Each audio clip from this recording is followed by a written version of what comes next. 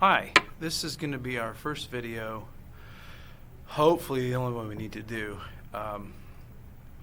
before we come back next week. If we don't come back next week, then here we go. But what we're going to start is the first, or the next section rather, which is the outline that I'm going to get it.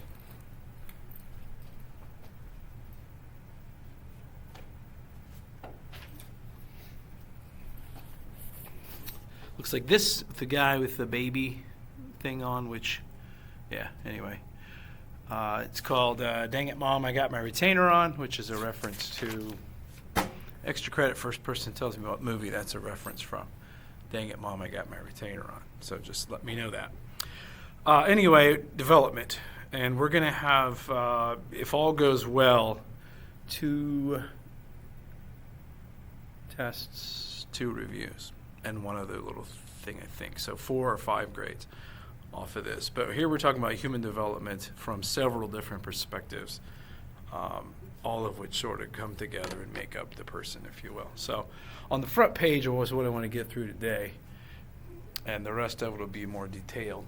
We've got basically 3 things about that don't really fit into the specific theories. We introduce our first 3 psychologists in this section, but this first part is more of a general thing. So where it says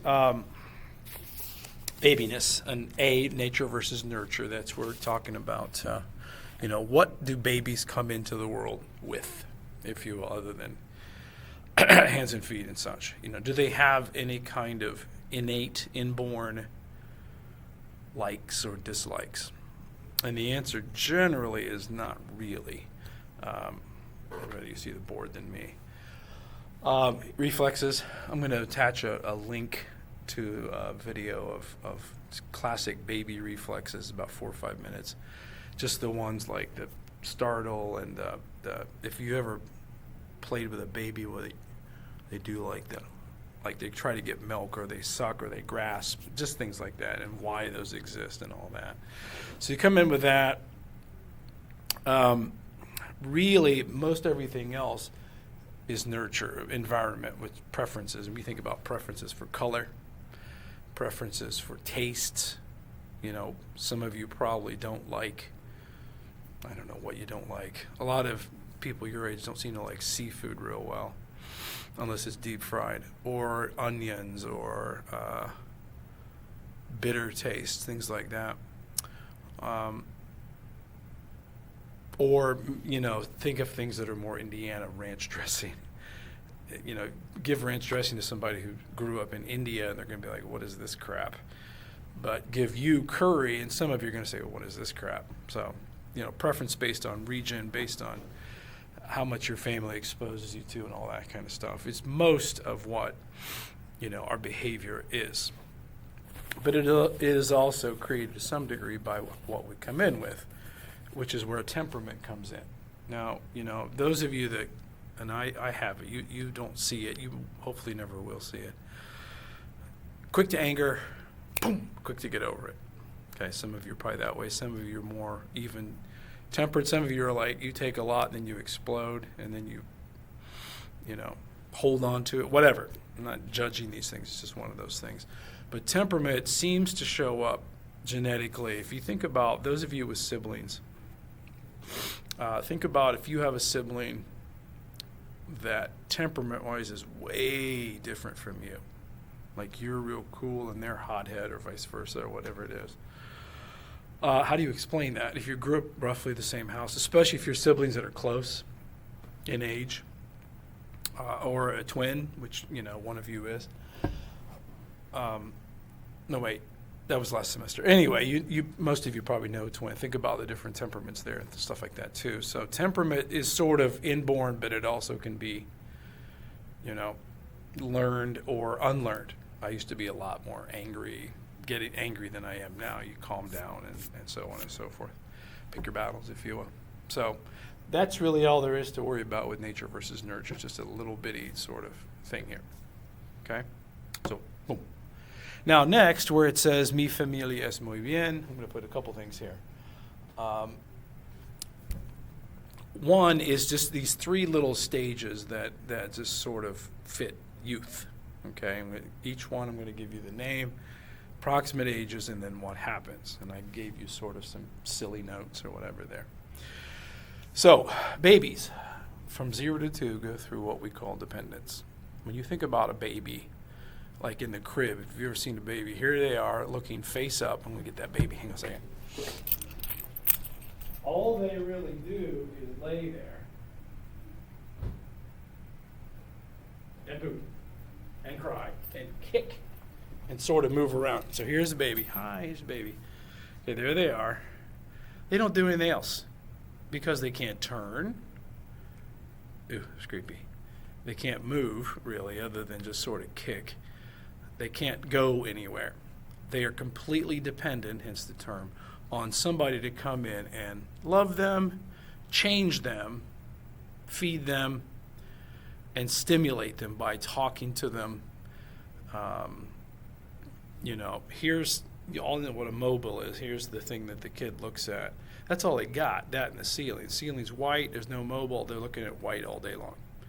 And they can kind of turn their head and they see whatever blanket you've got over the crib.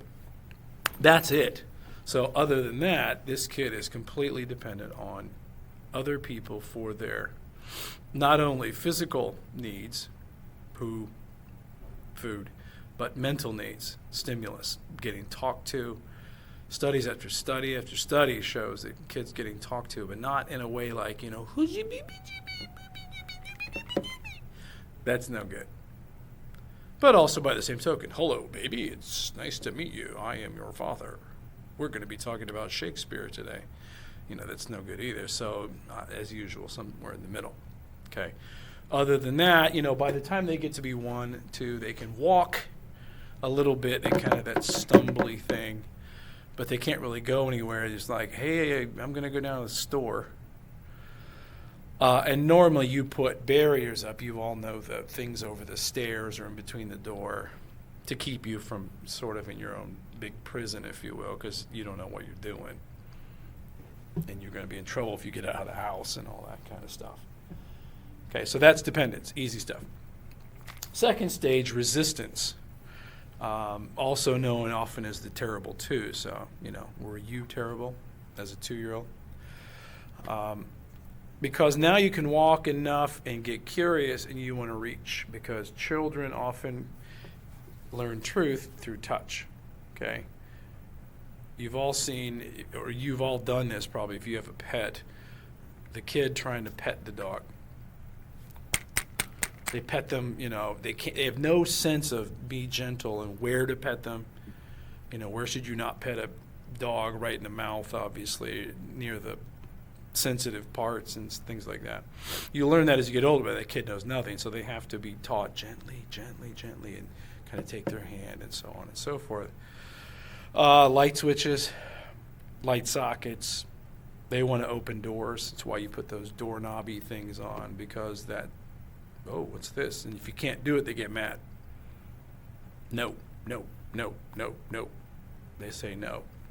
But they don't really know what they're saying. It's not like they're really resisting. Mother, I don't like the way you're treating me. It's just I don't get what I want, therefore I resist, which is tough for parents because they're everywhere. They're all over the place trying to get in stuff and tear stuff up, and they don't have any sense of, like I said, gentleness or subtlety or nuance, if you know that word. Okay, so that's stage 2. Stage 3 is called the cooperation stage, and this is usually 3 and up, roughly. And this is where what are you doing, Mommy? I'm making cookies. Can I help? Now, what are you going to have this kid do if this kid's making cookies? You're going to mix the ingredients? Use the mixer? You're going to have them measure stuff? No, they get to do stuff like help pour. They get to do stuff like stir with your help because they're not strong enough. They don't really know. They're so slow. Or if you're going to decorate the cookies, they get, hey, we can decorate the cookies. And, if you've ever done that, it becomes very tedious because the kid either is real sloppy and, whatever, or they're real slow on 1 or 2 cookies, and then they lose interest because they want to do something else. And then you, as the adult, are stuck with like 28 cookies that you have to deal with. But they're very good at helping. Mommy's helper, daddy's helper. Can I help you mow the yard? You know, you've been to the store where they got those little bitty carts and the kids trailing along behind mom or dad. That kind of stuff. They love that idea. And they love watching you do stuff. And it's a good way to learn, good way to bond, obviously. And that lasts until you tell me. You know, if your mom calls you tomorrow morning or Saturday morning and says, hey, I want you to help me bake cookies, you're like, no, you know, do I get money? You don't, or you only do it if really there's something in it for you. So I don't know when that phase ends, but it's probably ended to some degree for most of you. Okay. I'm deciding on the spot that I'm going to stop this video right here. I'm going to make another one on the bottom part there because it's a little bit more complicated. So if any questions on that, if you have any questions on that, just let me know. Otherwise, I will talk to you in the next video. Bye.